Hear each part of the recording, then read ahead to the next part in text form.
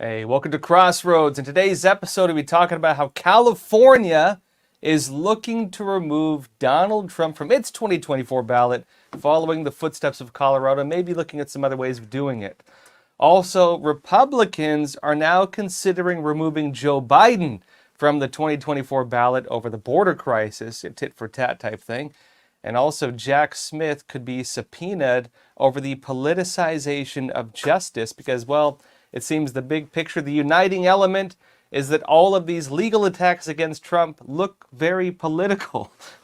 All right, first off, folks, California is now looking for a way to remove Donald Trump from the 2024 presidential ballot. This follows a state Supreme Court decision in Colorado, which we've been talking about.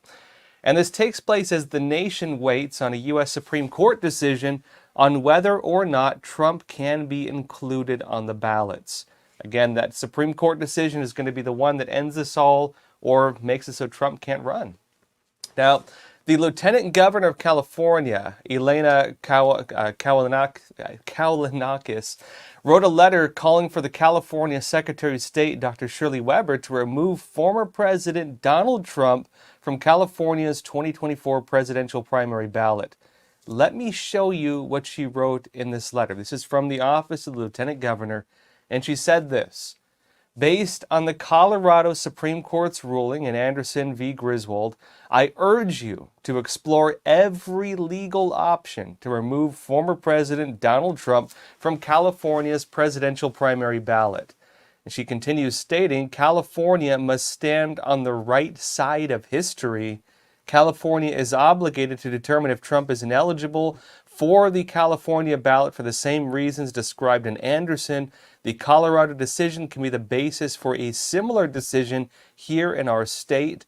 The Constitution is clear. You must be 35 years old and not be an insurrectionist. Now, let me pause briefly on some of this. She's doing a fishing expedition in which she says, I urge you to explore every legal option to remove former President Donald Trump, from the presidential primary ballot. And then she says California must stand on the right side of history. What is she saying? She's saying that basically she wants to go after Trump for things other than what the suspected crime is. If she's saying she urges them to explore every legal option to remove Trump from the ballot, it means they do not yet have a legal basis to do so. And because they do not yet have a legal basis to do so, she's urging them to look for one. Explore every legal option. Those are her exact words. And then why is she doing it? Well, she says California must stand on the right side of history.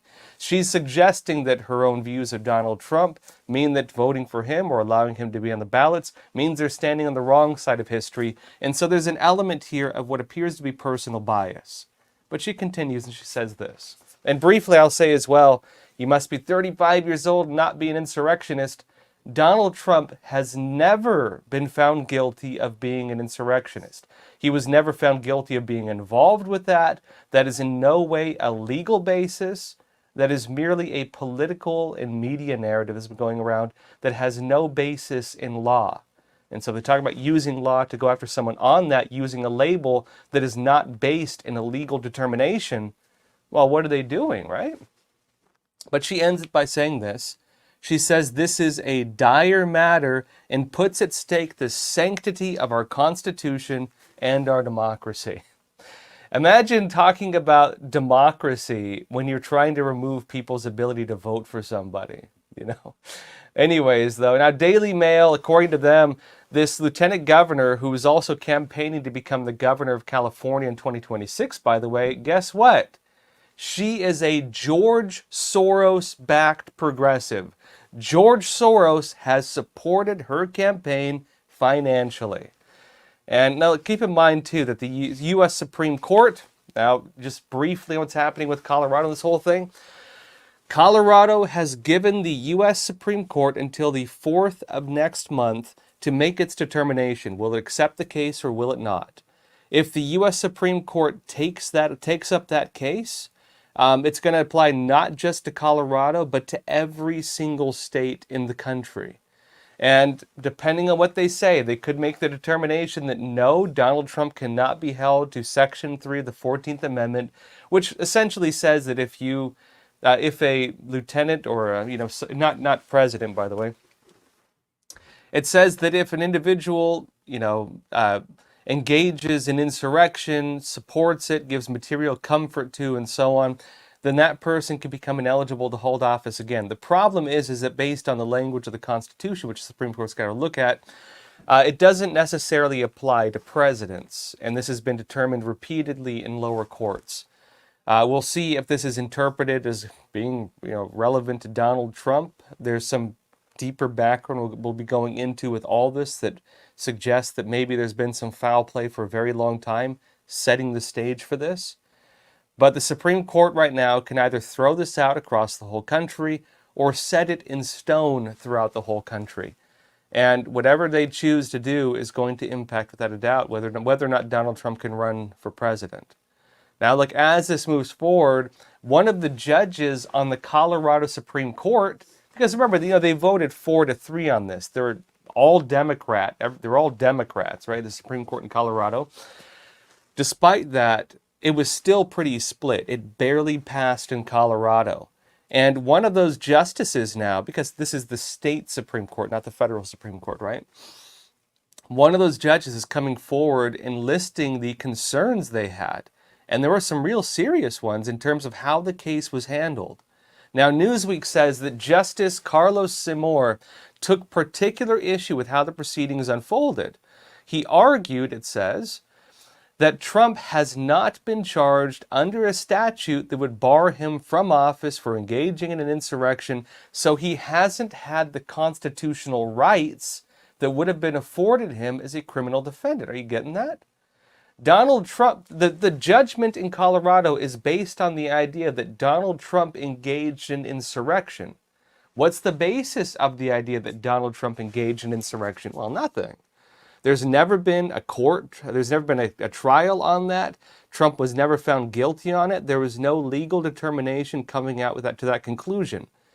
The idea that Donald Trump engaged in insurrection rather than being a legal issue is a political narrative. And based not on law, but instead on partisan narrative, the Supreme Court in Colorado made this determination. And Justice Simor raises this issue. He says this: there was no fair trial either. And he pointed to Trump not having the opportunity to request a jury of his peers, let alone anything else.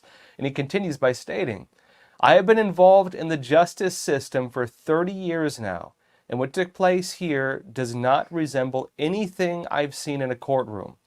And Simor also took issue with the district court's handling of the case. Again, back in Colorado, he disagreed with the district court not allowing experts to be deposed and the decision to limit expert testimony. In other words, it looks like the Supreme Court in Colorado just ruled by decree. They just did whatever the heck they wanted. There was not a jury. There was not a fair trial.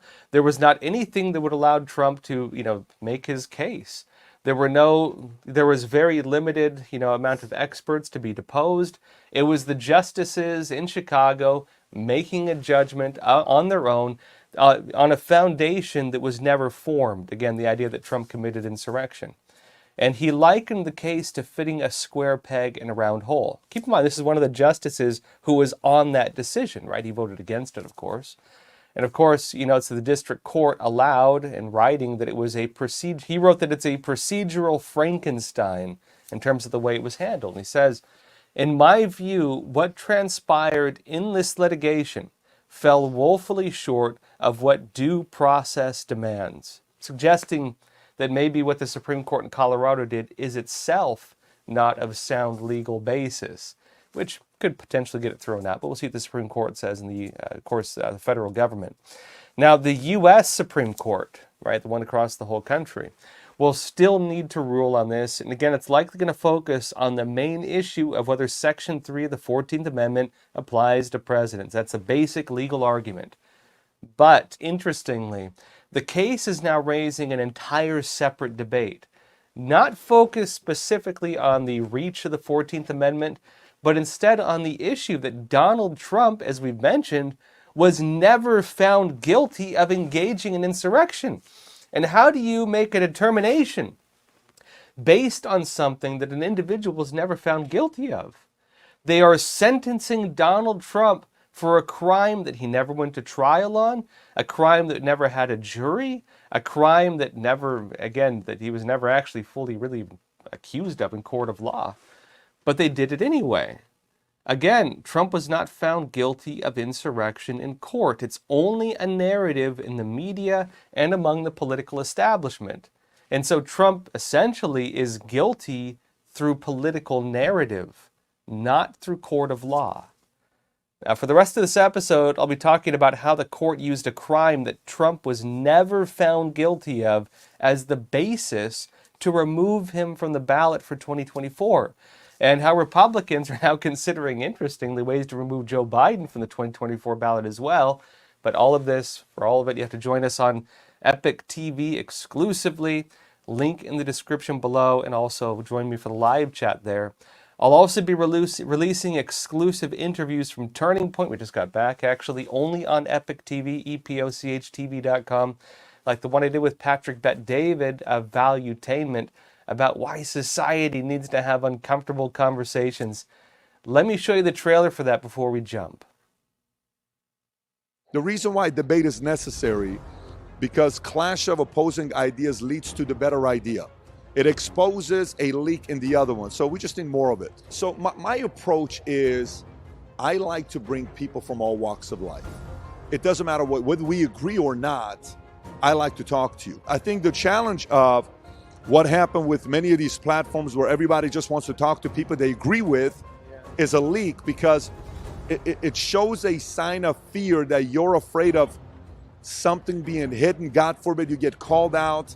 Maybe you look embarrassing when your answer is not right, or you're being exposed, and that's okay. We just need to have more conversations, and that's been our style. That's what's worked for us for the last few years. We need debate. We need discourse. We need disagreements. We need arguments.